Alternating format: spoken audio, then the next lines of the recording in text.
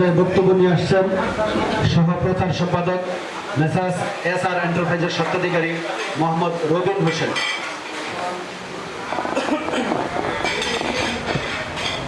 আসসালামু আলাইকুম। আজকে সবাই আমাদের মাননীয় সভাপতি সাহেব, সাধারণ সম্পাদক সাহেব, আর দূর দূরান্ত থেকে বিভিন্ন জোন জবিও থেকে আমাদের অনেক সিনিয়র ঠিকাদার ভাইরা বোনেরা আসছেন। সবাইকে আন্তরিক মোবারকবাদ এবং আসসালামু আলাইকুম। আসলে বক্তব্য দেওয়ার কিছু নাই। আমরা এই কার্যকরী কমিটি আমাদের 3 বছর হয়ে গেছে, প্রায় 3 বছরের কাছাকাছি। আমাদের এখন আড়াই বছর হয়েছে।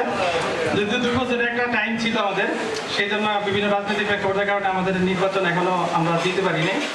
এই বিষয়ে আলোচনা হবে। তো আমাদের এই সময়ের মধ্যে আমরা যতটুকু ঠিকাদারদের জন্য যতটুকু করার দরকার আমরা আমাদের সর্বোচ্চটা চেষ্টা করেছি। জানি না কতটুকু আমরা সফল হয়েছি। তারপরেও বলতে চাই এটাই যে আসলে আমরা আমাদের এর থেকে যতটুকু সম্ভব আমরা আসলে চেষ্টা করছি। কারণ সরকারি নানান জটিলতার কারণে, সরকারি বাধার কারণে আসলে আমরা অনেক কিছু করতে পারিনি।